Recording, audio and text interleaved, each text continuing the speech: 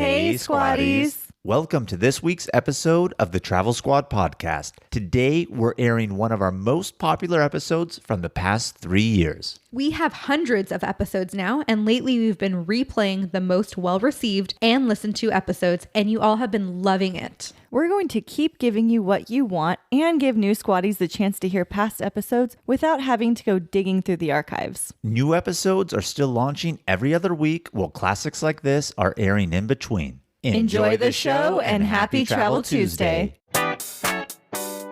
Welcome to the Travel Squad podcast, where adventure meets inspiration. We're your hosts.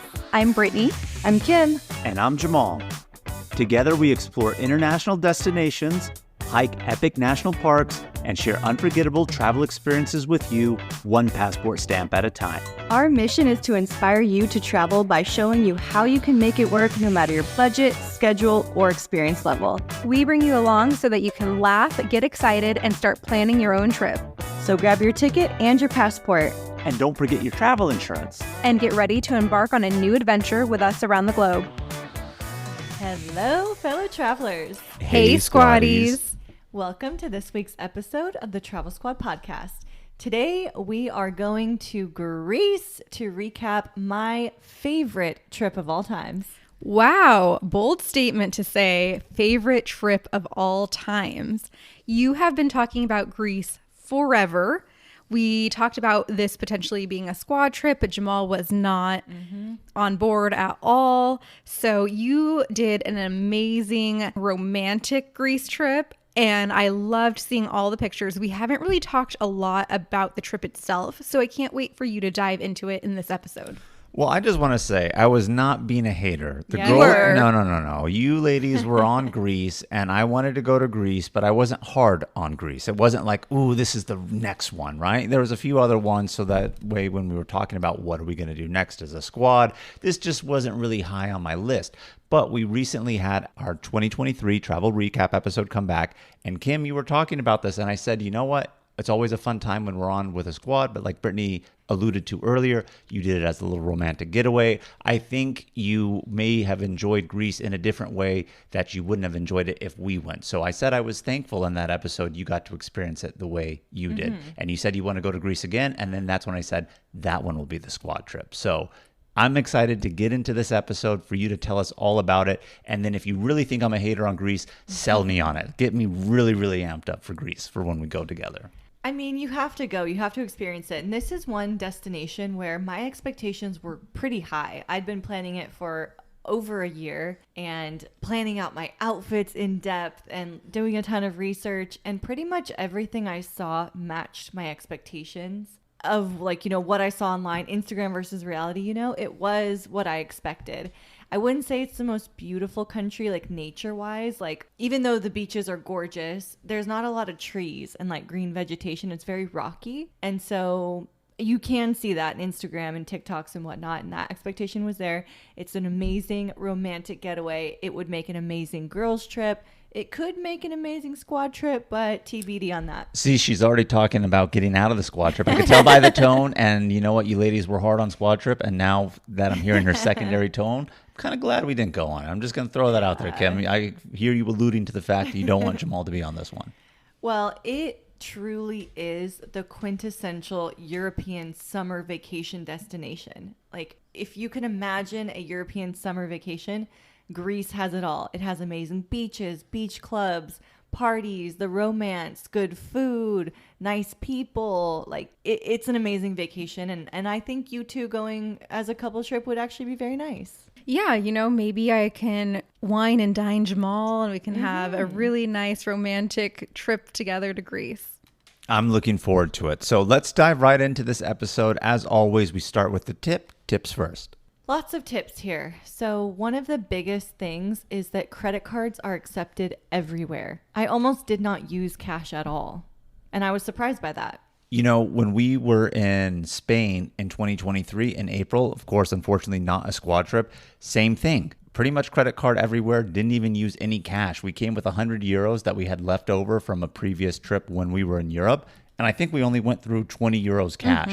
And that was really to break it, to go use the restroom, but everything was via credit card. Yes. And then the other thing to remember is that you're in Europe, but I don't know if this is like this everywhere in Europe, but specifically in Greece, they're not in a rush to check you out. We've had to flag people down. Like they said they were going to come around 3 different times and they bring the card machine to your table. Mm-hmm.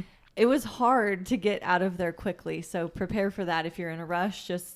We've even said like take our card now, and they said no after your meal. Yeah, I feel like that is pretty common across Europe. Like it's hard to flag people down. They kind of come and go when they want. Mm-hmm. It's like if you're in a rush, going out to dinner is not the solution. Mm-hmm.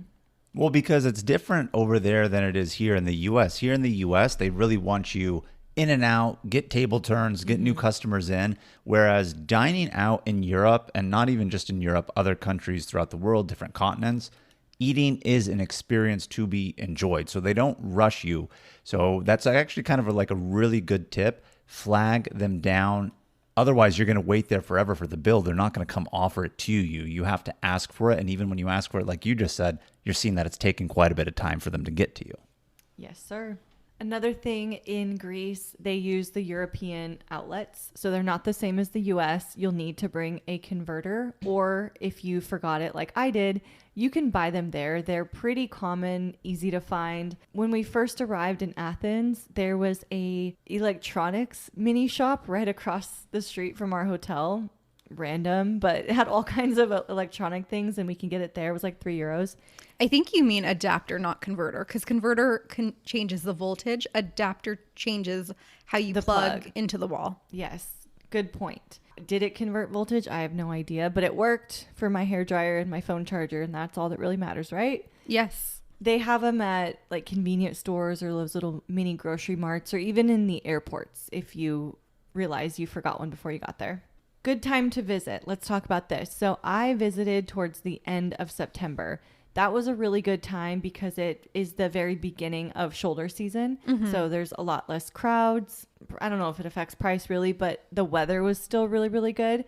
But I would say anytime between June and October, you're going to get the good weather that you'd like for, enjoying the beaches and the boats and all of that. Well, you will get the crowds in like the main part of that portion. But I would say not to visit outside of that time frame if you want to do a lot of the main tourist things, because the shops will close down. Especially like in Mykonos, there's a lot of places that will close down that they're seasonal. So interesting. Mm-hmm. Didn't really know that. Yeah, me neither until I found out when I was there. Even when we were there towards the end of September, places were getting ready to shut down for the season. So I see your next tip, and your next tip is intriguing. You've written, you won't need a bra. Yeah, so I realized this once I got there. It's September, right? So the weather is hot.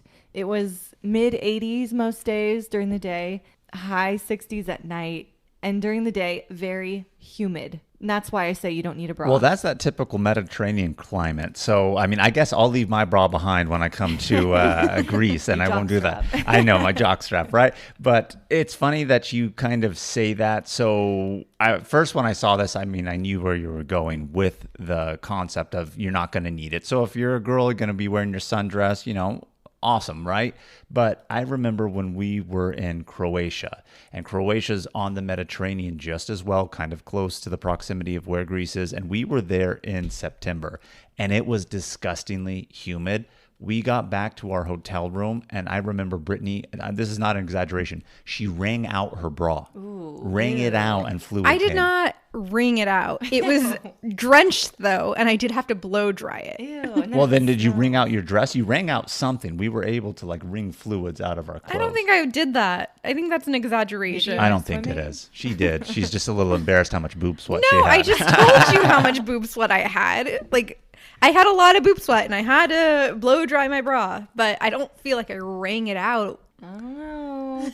Your word against his. Point being, Well, you don't need a bra, Jamal. apparently. No, you don't. And also during this weather, you're probably wearing smaller shirts and or swimsuit. And so I wore those little sticky nipple cover things a lot. So much, in fact, though, that one day after wearing them for 5 days straight, it stuck to my skin. Oh my God. And then I peeled it off, but I still have a little scar right there from it peeling my skin off. It almost took your nipple off. I know. Yeah. So be careful with the stickies. Just go no bra, free the nipple.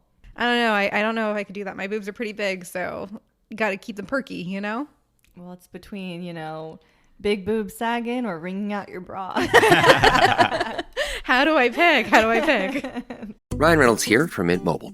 I don't know if you knew this, but anyone can get the same premium wireless for $15 a month plan that I've been enjoying. It's not just for celebrities. So do like I did and have one of your assistants switch you to Mint Mobile today. I'm told it's super easy to do at mintmobile.com/switch. Upfront payment of $45 for 3-month plan, equivalent to $15 per month required. Intro rate first 3 months only, then full price plan options available. Taxes and fees extra. See full terms at mintmobile.com. To realize the future America needs, we understand what's needed from us. To face each threat head on. We've earned our place in the fight for our nation's future.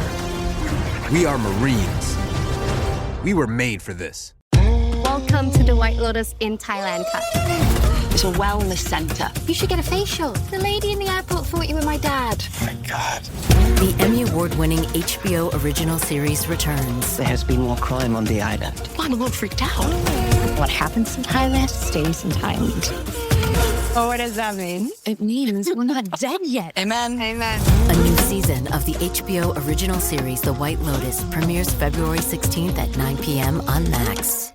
So we talked about it being really hot. So I imagine you should probably bring like sunscreen. Bring sunscreen because we did purchase a bottle of sunscreen in Mykonos for 30 euros. Oh my God. It was baby sunscreen, but we used it every single They day. really bent you over for that one. But I Yes. guess they can really, if they're going to really upcharge you 30 euros for sunscreen, then you can really see the necessity of it, right? People are there and they're like, oh shit, I really need it. Yeah, and that was also a myth that I heard before going in. They said, if you want sunscreen, bring it yourself. They don't believe in sunscreen. That's not true. You can find sunscreen.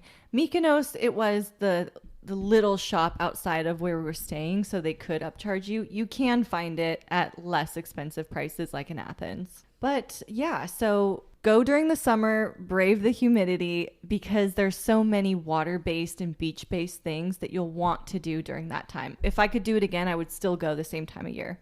But you like it hot. I like it hot and sweaty. Mm-hmm. And the water activities, right? Because a lot of the places you went as we get into this, of course, you were in Athens, which is on mainland, right? But pretty much everywhere else you went is on the island, so you're in the Mediterranean. Other than Athens, I'm honestly not too sure what there is to do really on the mainland area of Greece because it really is geared towards the water environment. Or if you are on mainland in Athens, of course, they have the old ancient Greek ruins, the Parthenon and all that stuff. So that's really going to be the highlight on land, but everything else is really water-based. Yeah, there are other ruins that like Delos is a day trip you can take from Athens, also land-based. And for me, the highlight was the islands, like you're saying. So I didn't do a lot of research on what you can do there. But yeah, I think that's what most people do. And so we went to Athens, Mykonos, and Santorini. We spent 2 nights in Athens, 1 in Mykonos, 3 in Santorini. There are a lot more islands around that I would love to go back for. They're less touristy, still just as beautiful, and it's just too hard. You need like a month to really hit them all and enjoy your stay, so just got to go back. Exactly. Maybe we'll do a girls' trip to Greece. Ooh, see, Jamal, you were hard on Greece. Hey, all right, I've been excluded. That's A-okay with me. So, Kim, you went from Austin. Tell us how you got to Greece. Right. 7-day trip started out on a Tuesday. We flew from Austin to London and then London to Athens in 2 different bookings of a flight. And we did that because, and this is actually a really good tip for you squatties, if you're looking to get prices down on your flight, look at where your home airport flies direct to. So I just was looking for how can we get to Europe? And Austin flew direct to London. And then, once you're in Europe, flights in the EU tend to be a bit less expensive.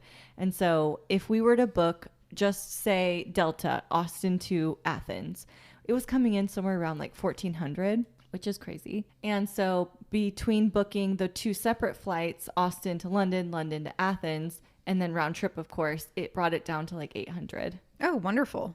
Good tip for y'all. That's a really good tip, but if you are checking a luggage, if you actually have 2 different airlines and they don't code share, then you will have to receive your luggage in country in London in that example, then recheck it to Greece. Yep. So Tuesday, that was most of our day. We took off in the evening, so it was kind of an overnight flight. And I kind of like doing that for international, get it out of the way, take that big long trip. I think it was like 9 hours on that big flight. So that was good. Hit up the London lounge. Nice. Got harassed by TSA in London.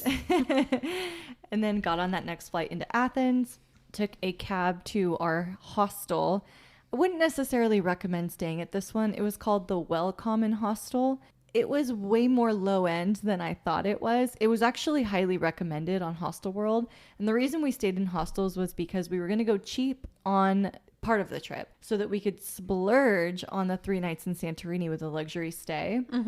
So we really felt the penny pinching in this hotel. Like, what's a hostel? Yes, yeah, but it did the trick. Whatever. It was about a 20-minute walk from the Acropolis, so you get to like see the city while you're there, and it did the trick for the 2 nights we were there. So I understand maybe this one you wouldn't recommend because it wasn't the best hostel and you felt a little bit low budget, even for a hostel, right? But I imagine Athens would be a cool place for a hostel. Did you meet people in the hostel that you kind of talked to or anything, or you just really didn't get those type of vibes in that location? No. We didn't meet people, and it wasn't like a social situation either. In fact, it was kind of weird. Like one day we saw them making food and we asked what they were doing, and they just said they were making food. But it was a very clear, like, you're not invited. Oh, interesting. Not as friendly as hostel vibes as we had in Cusco then. Yeah. So right outside of the Welcomen Hostel, though, it was interesting the first night. There was an alleyway of bars and restaurants, and everyone's outside smoking. Oh, that's another thing about Greece. Smoke. Everybody smokes. In all the restaurants, everywhere. There's the taxi drivers, like everything. They love to smoke. So anyway, it's very social. It's popular. It's popping off. The second night, it was a completely deserted ghost town. None of the bars and restaurants were open. There were no people sitting there. Why? I have no idea. It was, a Wednesday night and then a Thursday night. Two completely different situations. Interesting. We were almost like, are we on the same street? That's funny. So this first night in Athens, we get there and the vibes are good, but it is also a city that when you first walk into, especially at night, you're kind of like, oh, how safe really is it?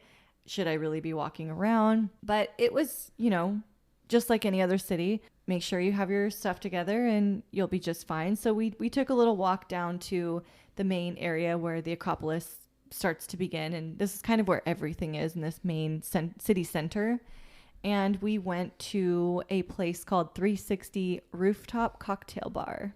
Sounds so you, Kim. I'm not surprised. My coworker actually had gone in April, and she's the one who told me a lot of the things were closed. She recommended a lot of things to me, and this was one of them. And I would highly recommend it to everyone else as well. We did not have a reservation. We got sat pretty fast, actually. They have house music playing. The vibes are good. The cocktails were good. I got a cocktail that was called Naxos. So all of their cocktails are themed over a different area. And it had a little piece of Gruyere cheese on top. Oh. Apparently, Gruyere comes from Naxos. Interesting. It was a good cocktail. And the most amazing view of the Acropolis. Like, Jamal, I felt like you with the rhino. A little tear coming down my eye. Love that. I love it. It's those little moments that make a vacation, isn't it? Because you've been really, really amped up on Greece for a while. Beyond even that, I know you love ancient ruins and things and structures. So I can imagine, and if you're on the rooftop, it's probably lit up at night. Yes. Yeah. So then you have that kind of vibe to it too. So I know exactly what you're talking about. I'm glad you had that little moment that brought a tear. That's awesome. I feel like it's a perfect trifecta for Kim. She's in Greece, she sees ruins, and she's at a rooftop bar seeing these ruins. Yeah. So that's the perfect Kim trifecta. And a great way to start the Greece portion of the trip, right? The travel's over. This is the reward. So after we spent a couple cocktails there, we went off to a place that our bartender had recommended to us called Juan Rodriguez.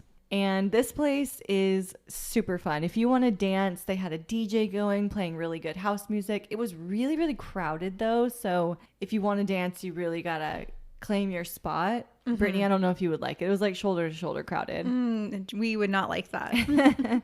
But it had the most gorgeous decor, like glam, moody decor, again, like vibes were so good. So we had a drink there. We didn't stay super long, but it was a really fun place. And then we bopped around a little bit in the area, went to another bar called the Handle Bar.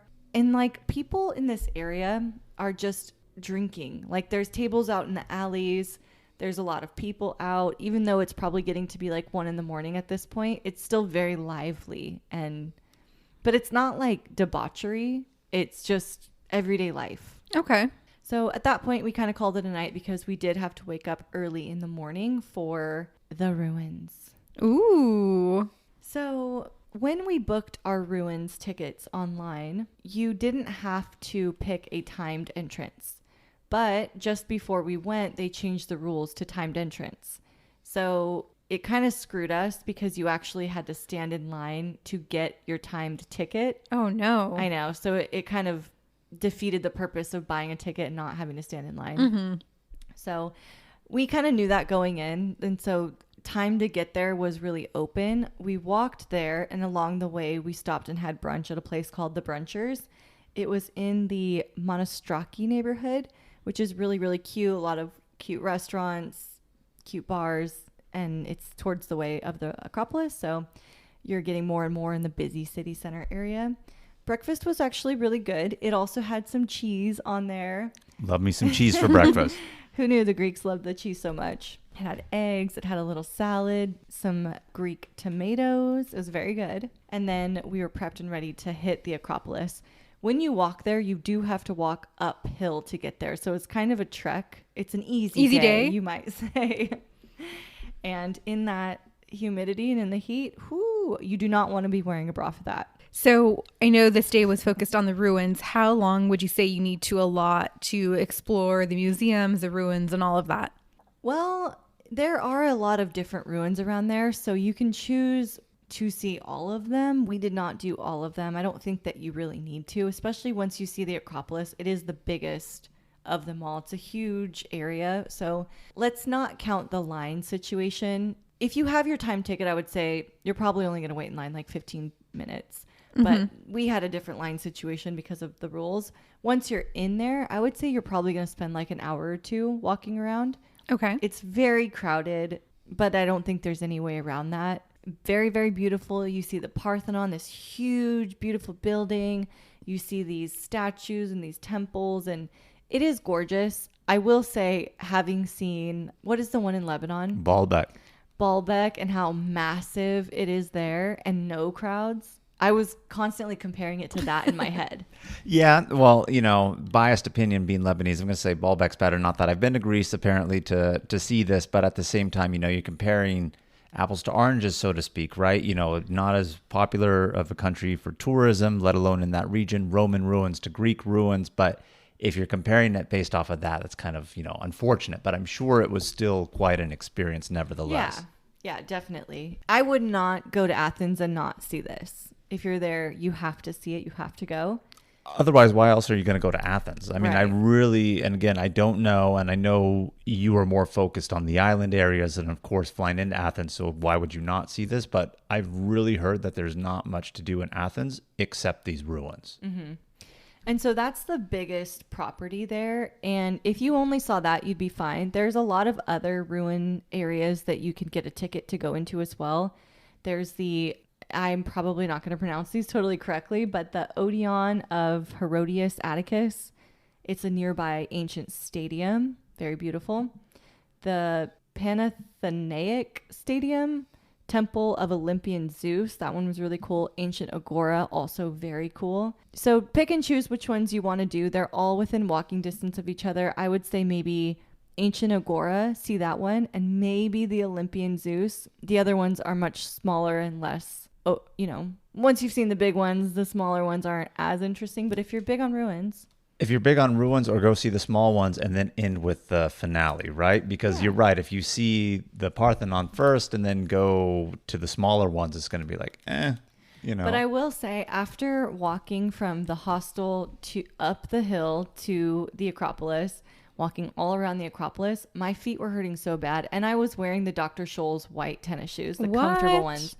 Your feet just hurt and it's hot. Yeah. So take a break before you go see the other ruins. Don't try to do it all in one fell swoop. So the thing that we did and that I'd recommend you do if your feet are also hurting or it's just hot and you want to take a little break, down at the bottom of the Acropolis Hill, there are so many restaurants, shopping, there's tourists everywhere, there's locals everywhere.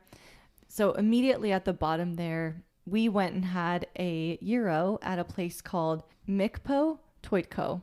Just look for that M&T 2-letter gyro spot there.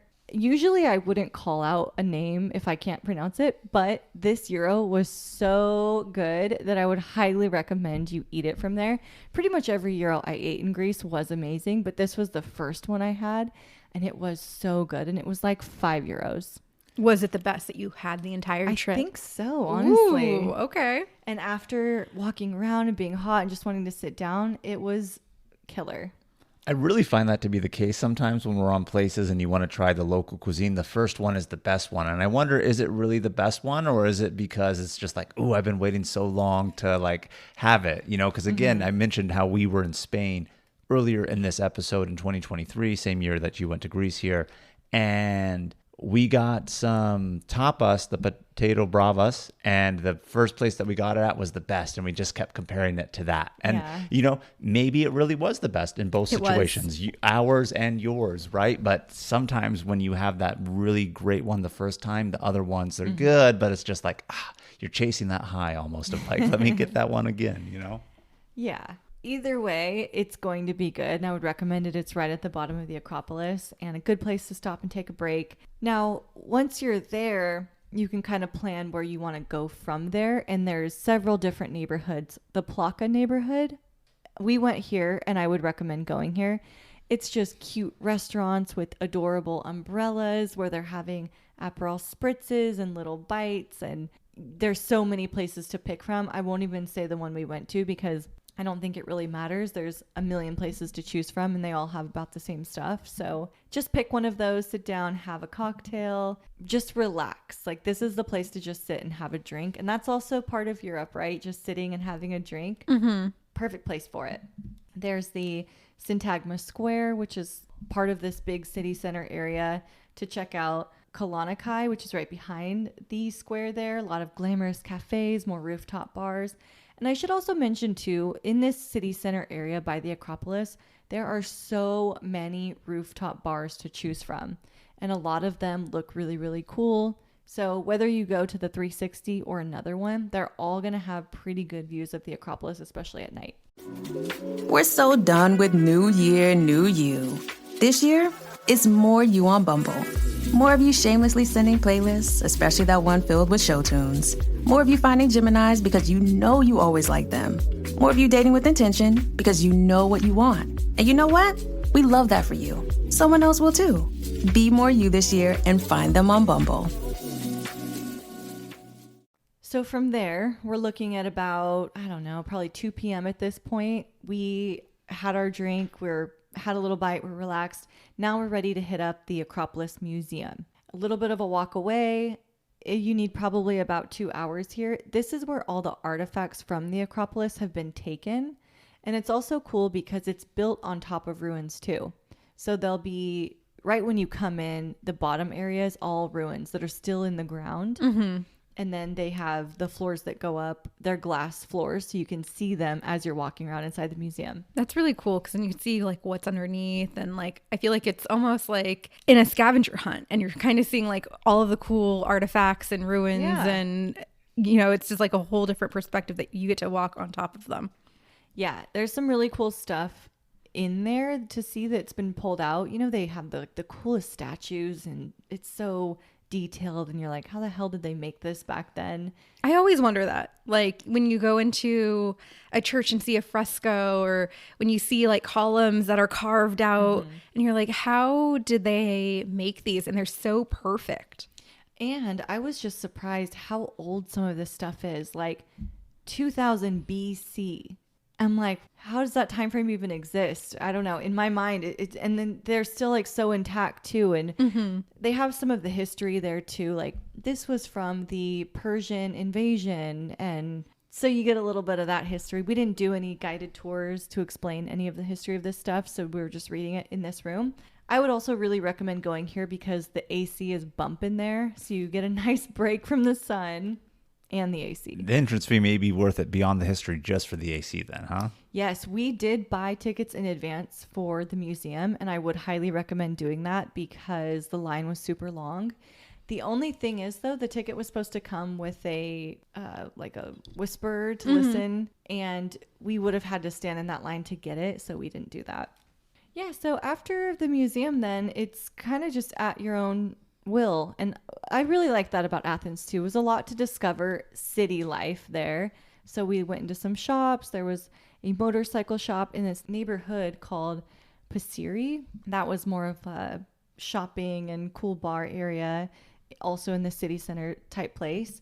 So we did a bit of that. And then the coolest thing that we did to end the night was go back near the Acropolis onto the Areopagus Hill. You still climb up the hill to the Acropolis, but then instead of going left to it, you go right to this other hill.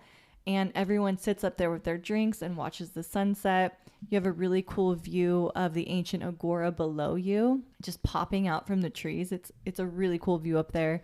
Someone got proposed to at sunset up there. Oh, that's nice. Yeah, it was really cute. And then you look behind you and you see the Acropolis starting to be more and more lit up. So this night we really, at that point, just got a taxi back to the hotel. We were planning to get ready and go back out to more rooftop bars, but ended up falling asleep. Oh, wow. Kim, we know you're over 30. I was about to say, Kim, over 30. Look at that. No rooftop bars in Athens. Well, we did the first night. Yeah, but no, she didn't have the encore. Yeah. So we woke up a few hours later and we just got food at the restaurant next door and then went back to sleep. Because the next day we are leaving Athens and going to Mykonos. So I'm really excited about Mykonos, but before we dive into it, let's take a quick detour to talk about one of our favorite travel products, Liquid IV. Liquid IV keeps us hydrated while flying, traveling, and exploring Greece. It's full of electrolytes and hydrates you 2 times faster than water alone. We use them while flying, when feeling jet lagged, after a long hike, or long night out in a new city, or in this case right here, really hot, really dehydrated, hot and humid, need that Liquid IV. They're super easy to carry and keep stocked in your suitcase, carry-on, day pack, or even purse. I certainly did use them in Greece. Liquid IV comes in regular and sugar-free flavors. Our favorites are tangerine with immune support. We love the sugar-free peach and the sugar-free lemon lime. And you squaddies can get 20% off when you go to liquidiv.com and use code TravelSquadPodcast at checkout. All right, so Friday we are hitting Mykonos, baby. And we did not take a ferry. We took a flight from the Athens airport into Mykonos. I would recommend that. It's about the same price. It's a lot faster, and then you don't have to deal with the weird schedules of the ferries. Schedules of ferries, choppy water, hot on the boat, you know. They're always late. Yeah, so you could just have that nice, cool, temperate air of the airplane. That's right. We get into Mykonos and we get a cab to our hotel. Probably one of the most expensive cabs we ever took for a 10-minute ride. I think it was like 50 euros. Oh, wow. Yeah, you know, I know in Europe, cabs are always expensive in Europe, no matter where we go. They do have Uber in Greece, but not from the airport. And probably not on the islands, I imagine. On the islands, I'm sure it's probably regulated just for taxis, or were you able to catch Ubers? No, they do have Ubers. They did. We did take an Uber in Mykonos. The thing is, though, they are blocked at the airports, and a lot of people will rent ATVs in Mykonos. It's a very small island, but we were only there one night, and we knew we would be doing a lot of drinking here, so we did not rent one. Real quick question before we get too deep into Mykonos here. You mentioned that the ferry and the flight was the same cost or equivalent. Earlier, you mentioned how, of course, flights within Europe to Europe and other places are relatively inexpensive. How much was your flight? From Athens to Mykonos? Yeah. $71. Oh my gosh, that's so cheap. Yeah, and the ferry was about the same, maybe even a little bit more. And it'd probably take you longer to get there from the ferry than it would the flight. Yep, and that's exactly why we wanted to do that, because we only had one night here.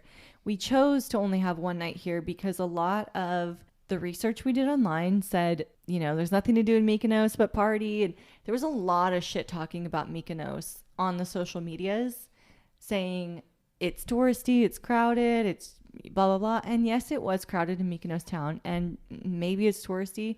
I like nightlife. I don't have a bad thing to say about Mykonos. I had so much fun here. I would have actually loved to have 2 nights here. I think anything more than 2 nights would have been, I'm over it. But one night, we tried to do as much as we can. So we were staying at Paradise Beach Resort. Believe it or not, it is a hostel. Okay. Beachfront hostel with beach clubs right outside your doors. How can you go wrong? Yeah, it was perfect. And we chose this spot because 1, it was cheap. It was only $100 a night to stay here. And then 2, it's right on the beach. So we didn't have a lot of time, wanted to be as close to the beach clubs as possible. And that's what we did. And this was a great spot too, because it had the Paradise Beach Bar. But then there were like 3 other bars. All of them have beach beds that you can rent out that are part of it too, restaurants, all that. The Paradise Beach Bar, though, was buy one, get one free on all the cocktails. Oh, you can't go wrong there. So it was $15 a cocktail, but you get 2. Whereas the other bars on the strip were not buy one, get one free. Oh, this is a great squad tip. So we were going back there. We didn't actually rent a bed there. We rented a bed a little farther down on a nicer bed. But we kept going back to that bar for drinks. So we ended up getting in around... 9? No, so it must have been around 10 a.m. We finally arrived there. Obviously, you're not really supposed to check in till like 3 or 4 p.m. But a lot of people were arriving. They're probably used to it. They let us put our stuff down, and then at 11 a.m. we could check in. Oh, that's pretty nice. That's an early check-in, actually. Yeah. Not too bad. But, that's a good tip in general to note is if you get to a hotel, hostel, or any place like that, maybe the only place you really wouldn't be able to do that is an Airbnb, right? But if you get to your accommodations early before check-in, usually you can leave it. So plan trips to get there early, make the most of your day, leave your luggage where you're staying, and then just head on out. Yes. And that's what we did during that 1 hour. We just went and got a cocktail, and we're just sitting on the beds waiting. The guys will come over and ask you if you want to reserve that bed. It was 30 euros per bed. And after we checked in, we did rent one for each of us. But at this point, we were just kind of squatting. So 30 euros per bed. How long do you get the bed for? All day. All day. Even okay. if you leave, it's yours. All day. That's nice. The only thing that would have been a little better and probably more so at a higher end spot would have been bedside service. I was going to say, you kept talking about having to walk back to the bar. Yeah, but it's fine. Well, bedside service for 30 euros, you would kind of want it. But if it really is all day and not so many hours, then I think that makes sense. But at the same time, if they did have that bedside service, so to speak, you probably would be getting the drinks being lazy and not getting your twofers, right? So I guess it's kind of good to get up, walk around. Yes. Who knows what you're going to see on the beach. Exactly. You don't want to be too lazy and then to have too many drinks and just get sloshed and fall asleep with a burn. Anyway, I know, but it's kind of good that way. Yeah. And then right here, they have a bunch of restaurants. They have pizza, gyros, a whole cafeteria of different foods. There's an actual restaurant you can sit at tables and eat too. We ended up eating a pizza and a gyro that was really, really good. And we pretty much stayed here all day. We took some time to go out in the water and swim. There's a big coral reef here. So you can swim and then climb on that and then swim past it. We had the GoPro and just some of the most beautiful views down there. Nice. And the GoPro footage is so cool. We spent a lot of time in the water, actually. But I must say, for the squatties listening and considering this area, Louis got a allergic reaction almost immediately after getting into the water. He started to get these like hives kind of on his arms, turning red. They're really itchy. He told me, "Are your mosquito bites getting itchy?" And I was like, "No." But it was this rash apparently that was forming. What is it from? I think it's from the plants in the water, because we got out, we went to the little market that was right outside of the resort, and they immediately knew what was going on. They actually put vinegar on it, but he needed allergy medicine. They didn't have any. Our front desk guy at the resort did happen to have some of his personal stash, and it pretty much went away almost right away. Like a Benadryl? Okay. You don't travel with like a little carry-on with all your... I don't usually have allergy things. Oh, it's always good to have. Well, who expects to get allergies going into the Mediterranean Sea? I guess it can happen, but you never know. That's interesting. Yeah. So something about the plant life that's in there and maybe the amount just gave him an allergic reaction. Something else I said in passing just now, mosquito bites. mosquito bites. There are mosquitoes out here, so bring your mosquito spray because we got a lot of bites the first night we didn't wear it. So that Sawyer always comes in handy. Like that's our brand that we go to. And I mean, every time we wear it, I always have a ton less mosquito bites if we didn't wear it. So we mostly stayed here for the day and we had so much fun. There were other beach clubs that I would have loved to go to, hence why I would have liked more nights here. Scorpios, Club Santana, Kahlua, Passaro Beach, Super Paradise Beach, Paraga Beach Bar Restaurant. All of these were on my radar, but obviously with one night, it's hard. Yeah, you can only do so much. Yeah, so next time we'll be doing more. So around 4 p.m., we decided to get ready for the evening and go into Mykonos town. We were staying in the beach areas. Mykonos town is just about a 10-minute drive in. And we took the bus, public transportation. Ooh, look at you. Mm-hmm. Right outside of the resort, there's a bus stop that everybody's taking it. It's just full of drunk people going back to Mykonos town. It was really fun. And we got into Mykonos town. And yes, it is crowded. It's very crowded. There's a ton of people. But it's that iconic, like white and gray brick sidewalk, pink flowers everywhere. It's beautiful. We saw the little Venice windmills in a distance. And another reason I say I would have loved another night here is because by the time we went to Mykonos town, I was drunk. So I wasn't sightseeing. I could see the windmills from a distance, but I didn't take a picture of them. We were just going to more places and having drinks. We went to I think 3 places. One, we were sitting outside on a table, so we were able to see all the people walking by, have a cocktail. I think I had an espresso martini here to get my wits back, you know? Oh, really? And we're just watching all the people go by, and it really was like a stampede of people constantly. Mm-hmm. But what are you going to expect, right? You know what you're getting into here. So after we had the espresso martini people watching situation, we went over to one of these iconic bars, restaurants that you can sit out on the like patio area and the water's lapping up under your feet. Like on the sand? You're on the sand and the tables are in the wave break area? Or what do you mean? No, in this little Venice area, all the restaurants are built along like a promenade kind of walkway type thing. Oh, okay. I see what you're saying. So there's actual brick type flooring where the tables are. So some of the places that you might see are 180 Sunset Bar, Negrita, Bows. These are all along the same strip here. Any place right there, you're going to have a really good time at. We sat right there. We had an Aperol Spritz. We, enjoyed the nighttime views of this area. Sunset would be the ideal time to come here, but nighttime was also really good. So my memory is a little hazy, but I think that we went just inside of this place where we had been sitting outside. I think we ended up staying here most of the night because it was so fun. They had a DJ going. It was not a big place, but it was full. They had a saxophone guy standing on top of the bar playing along to the DJ, to the house music. So it was just the vibes were so good. We were making friends. I made friends with these 3 girls.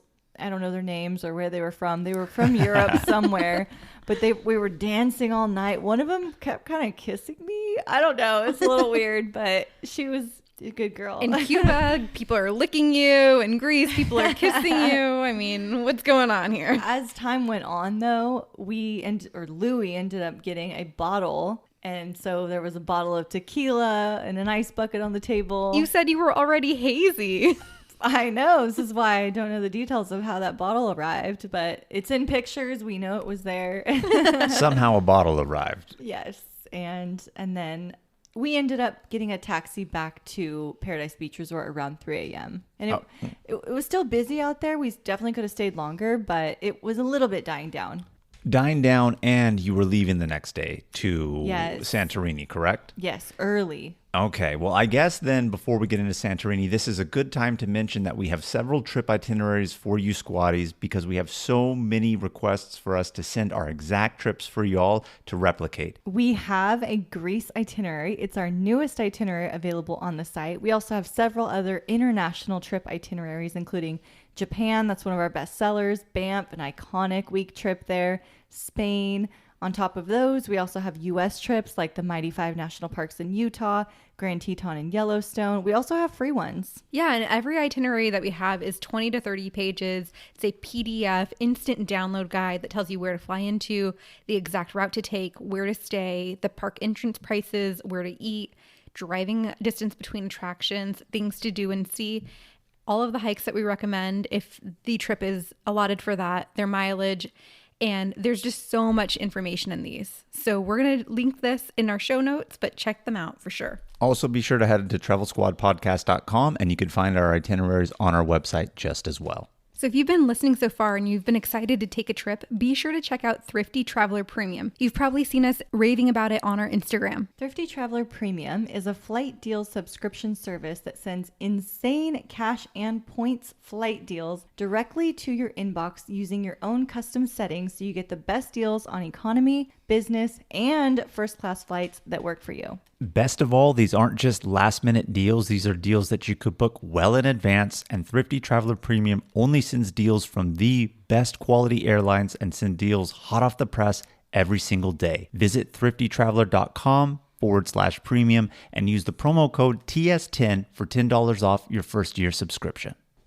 I said we were leaving early the next morning. By early, I mean the ferry was leaving at 12 noon. Hey, if you're catching a cab at 3 a.m., 12 noon will come very early. Yes, and it certainly did. We kind of did not prepare for the wake up. So it's like scrambling, trying to get everything together in the suitcases and get our taxi to the ferry. The thing about Greece, though, that is true with what they say is the ferries are always late. We showed up just before noon. Our ferry didn't even get there until 12:30.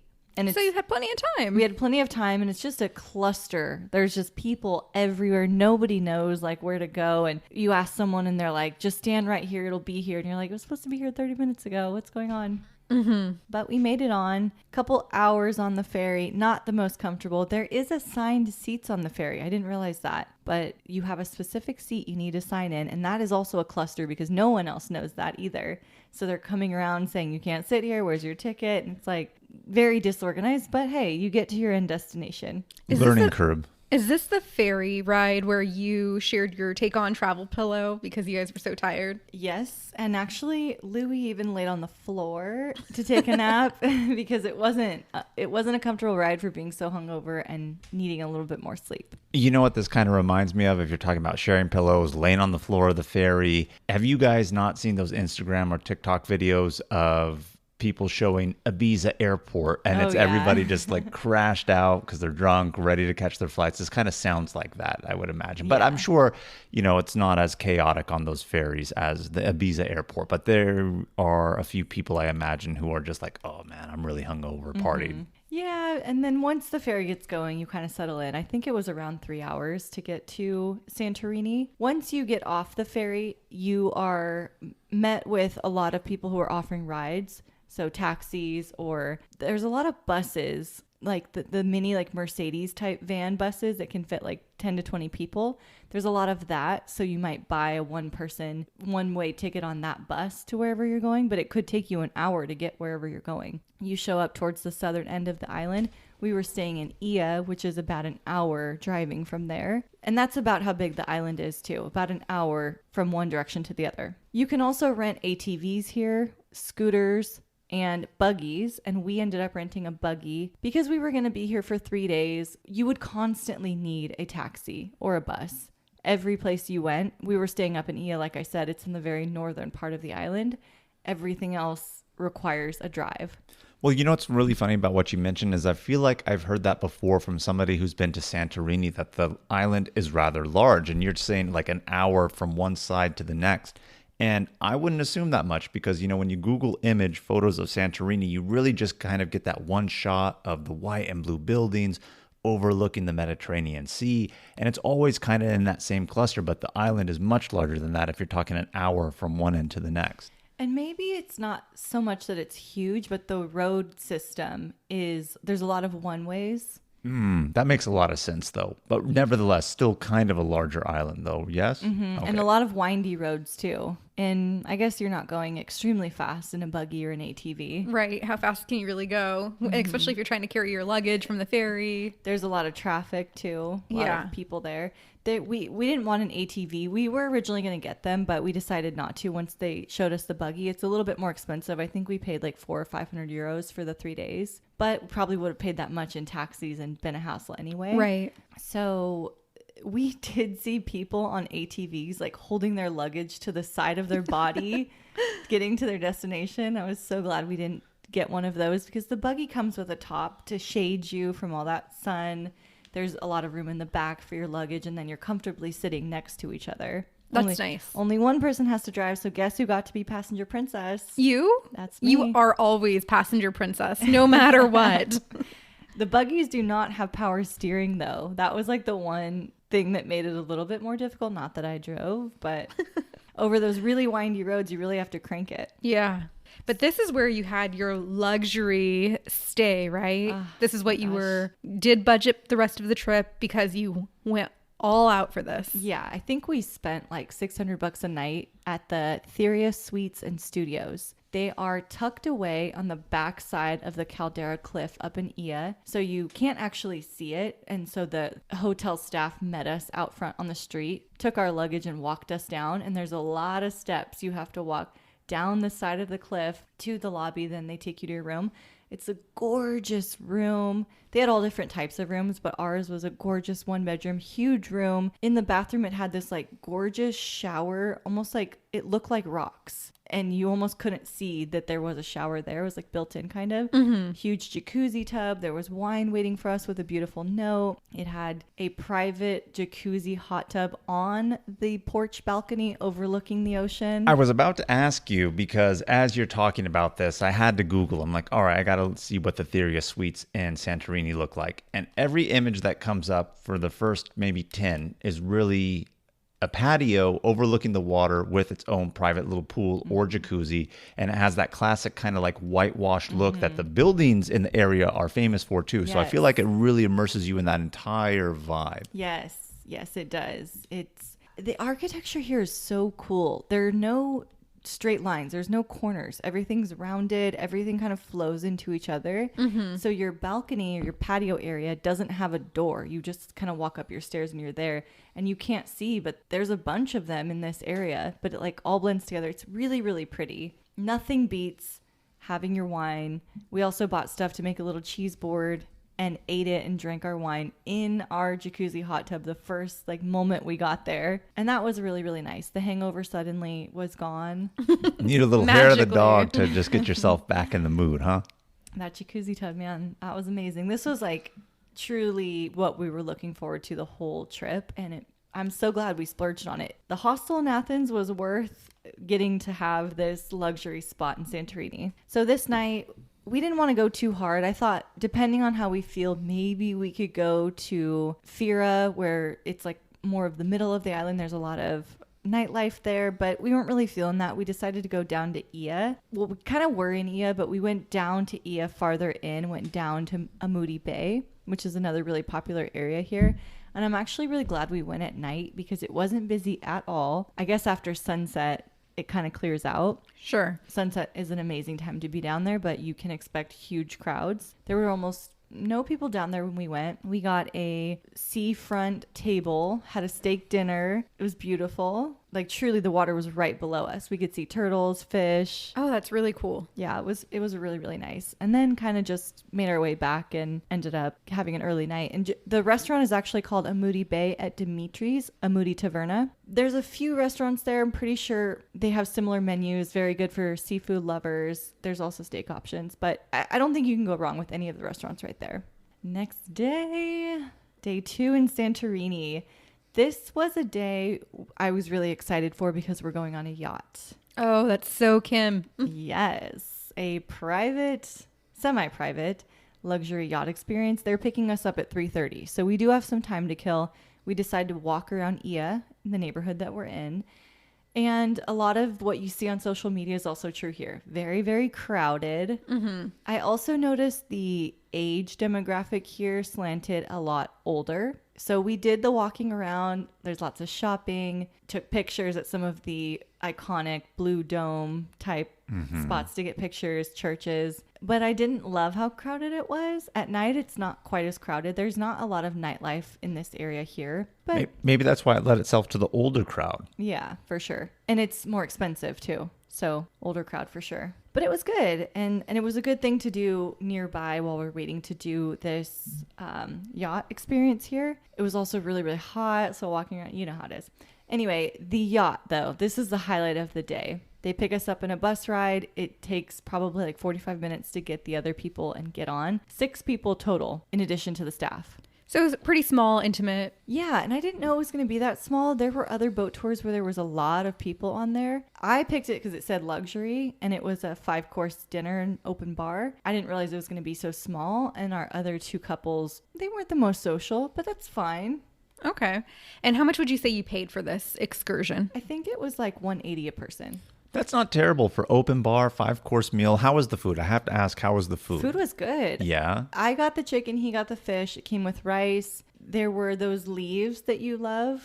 Doma leaves or Dola leaves? Dolmas, the stuffed grape leaves. Yes, and it had cheese inside. They had a great dessert. The food was great. We ate a lot of it. We also got our money's worth in beer and wine. There you go. They really kept it coming. It was a great experience. And it was a sunset dinner cruise, the 5-course, right? But did they give you the opportunity, especially if they picked you up at 3, for you to maybe get in the water and swim? Okay. We did get in the water, yes. Nice. Did they take you to like any other little island areas, really good spots for like fish or anything? Or was it just like, let's choose a spot and dock and get out, swim? Or what did they do for that?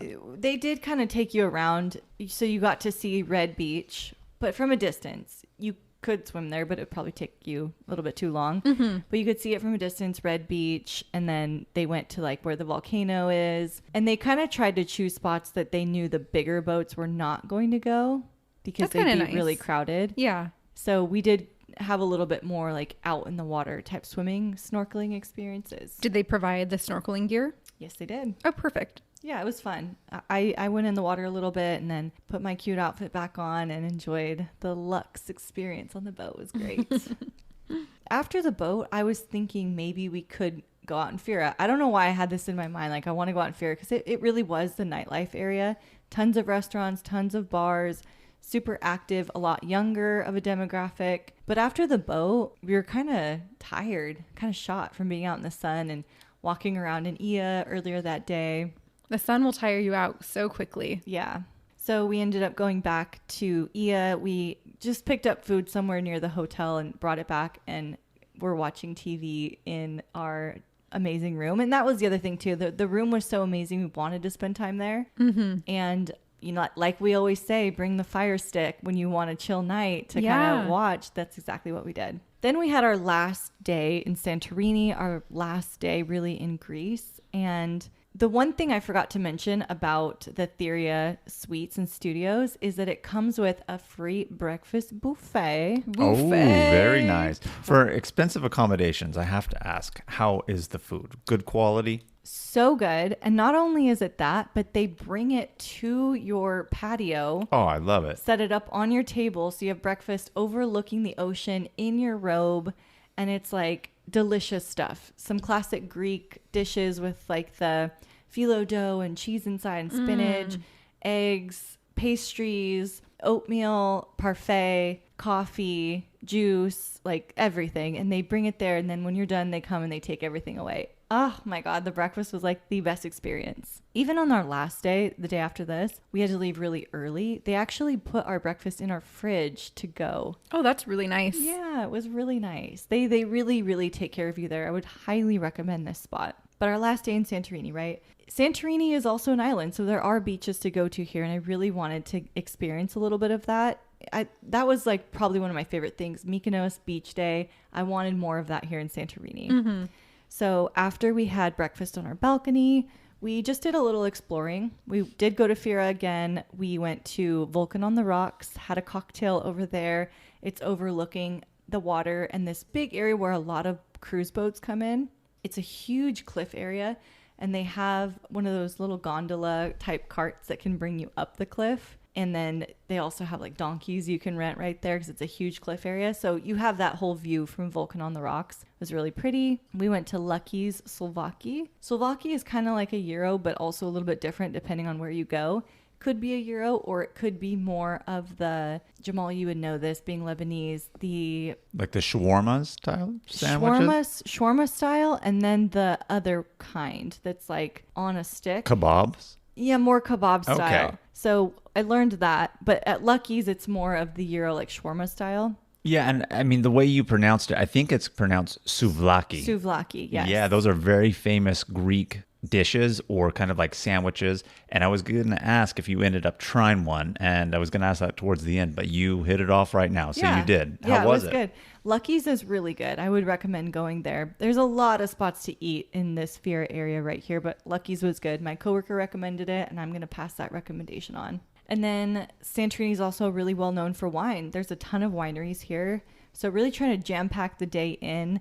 We went to Santo Winery. It's up on the cliff. It has a gorgeous view of the water below. We got a wine tasting flight, and it came, we got the food pairing with it, and it had so much cheese, like enough cheese for 10 people. Wow. It was way too much cheese, and then little dippings and like salami and stuff. The only problem was it was beginning to get cloudy, and so all of that fog and cloud was rolling in, blocking the view of the water below. That's a shame. It would kind of blow out a little bit, and you could see, and then it would come back thicker. So we were planning to go to more wineries. We also had Venezzanos winery also on our list, and it was very similar of a situation, up on a cliff, view down below. So we decided to forego it, just knowing what our weather situation was, and we decided to hit the beach instead. There are two beaches to know in Santorini, Kamari Beach and Parisa Beach. They're right next to each other. You could walk or you could drive. Driving probably is a little bit better, but these are really well known because Parisa is a black sand beach, Kamari is a black pebble beach. Both of them are pretty. Both of them have beach clubs lining the street. So I would definitely recommend checking it out here. If we had not stayed in Ia, I would definitely recommend staying in this beach area if you want more of that vibe. Fiera is also good because it's kind of in the middle of Santorini, but I loved this beach area a lot. I would have totally stayed there. There were some recommendations that we had of places to go. Wet Stories, the Albatross, Love Boat. I wouldn't even recommend anything because it doesn't matter where you go. There's just one after another, after another, after another, with menus right out front, people inviting you to stay in. So just pick which one has the best vibe at the time that you're there. And so everything that you listed, are those restaurants, bars, a combination of both? Both. Okay. We were kind of like walking along this area before we found one, and one of the people up at the front were trying to get us in. We said, no, we're walking when we come back. So we're walking down. I see this beautiful like queen size bed with the big posted frames and the fabric along. That's where I want to sit, obviously. So we go over there, we sit, we start taking pictures. But then the guy comes over to tell us the price, and it's 80 euros.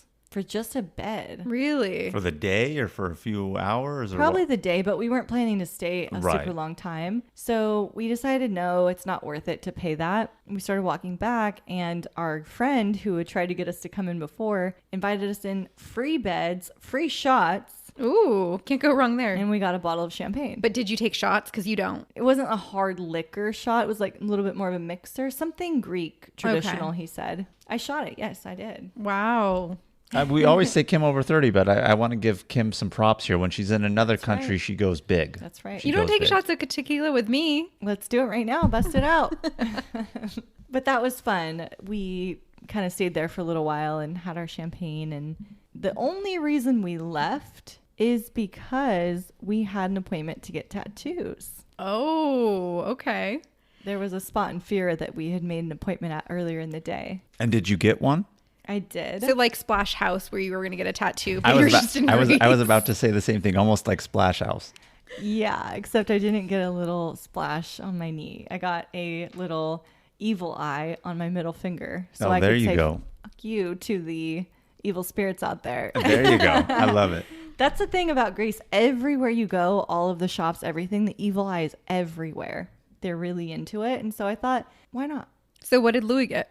He had been wanting these Mexican playing cards for a long, long time So he got 3 of them on the back of his calf. And it took a couple hours to get that.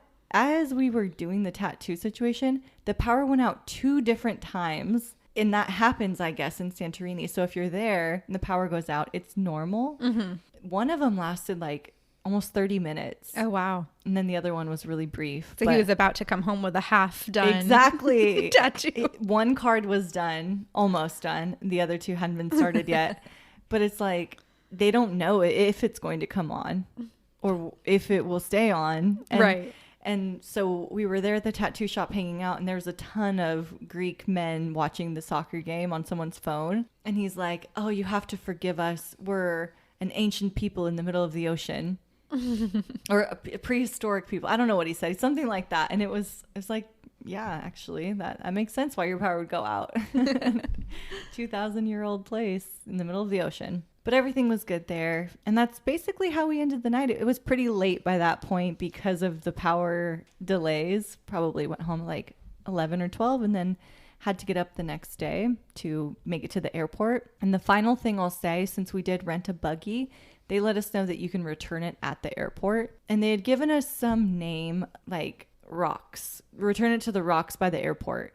So we think airport, right? We're like, do you know where Rocks is? And no one knows what we're talking about. So we're like, what are we supposed to do with this thing? Yeah. But we look over and there's a sign, a gas station is called Rocks. Oh, okay. So we just left the buggy there with the keys in the cup holder. Okay. I'm like, I guess this is how you return it here. Well, if they didn't ding your credit card to buy a $10,000 buggy or whatever, I think you guys are good and maybe got it to the spot. And I was going to ask too, did you catch a ferry back to mainland? But apparently there's an airport in Santorini, so you just caught a flight back to Athens then. Yep. So if you're flying anywhere Athens to the islands or the other direction, you're good.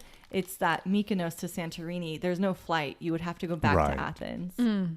Well, it sounds like a fun trip all around. You've kind of really inspired me and got me more excited about Greece, Kim. I won't lie, although we discussed earlier how I'm apparently excluded from the Greece trip. Apparently it's a girls' trip now and all that jazz. But one of these days we're going to get there, or I'll get there. And I'm really excited because this sounds like a lot of fun. It was really, really fun. And I thought I'd have more time to just lay on the beach and relax. And we did do some of that, but it was so much more go and jam-packed than I thought, that if I did go back, I would do more of just beach. Like, I've seen things now. I don't need to go around.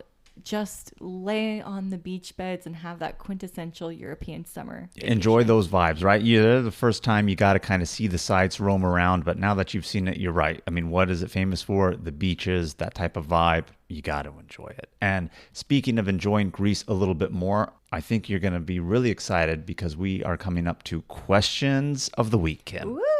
And we have a lot, I see. We have 5 questions this week. Our first question's coming from Angela, and she's asking, would you recommend a guided tour or individual for this trip?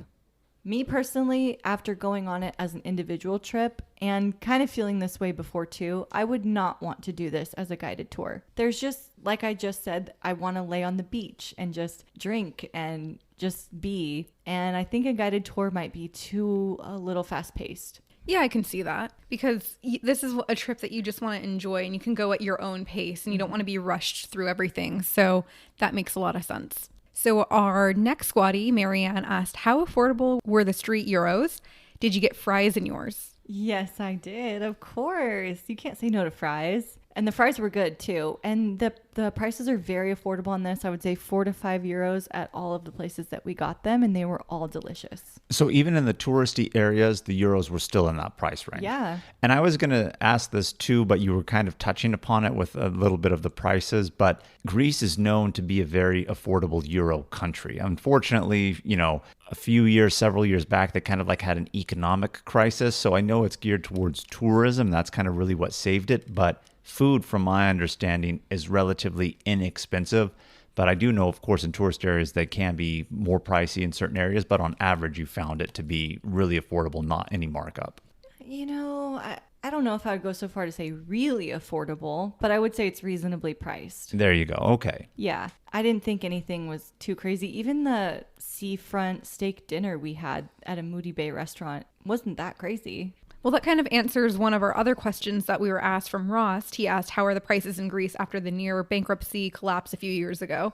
So you kind of dove into that a little bit. And here's something I learned from a local. We were asking, why are the beach clubs so empty in Kamari and Parisa? And part of it was the season that we were there. It was towards the beginning of the shoulder season, so people had gone and left. But also he said that before their crisis, and 2008 was kind of when that hit around the same time. Before that, the locals would be the ones at the beach clubs. They were vacationing in Mykonos, vacationing in Santorini, and spending a lot of money there. But then the crisis hit and prices went up. So you used to get €1 for maybe €2, and now they've gone up to 4 or 5. And so they don't, and also then financial personal crises were happening. And so people cut back on spending. They stopped vacationing there because they thought, why would I go there in vacation and spend 3 times as much as I used to, and I can go now to this other destination and spend a reasonable priced amount. And so that's also why you see a lot of the less touristy islands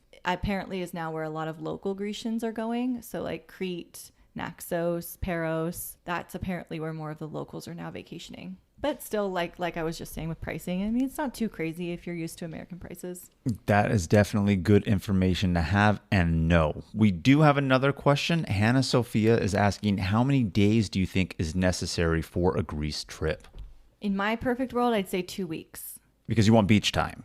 Beach time and more islands. Yeah, you can see more islands. Like, we only did one night in Mykonos. I don't think it was enough.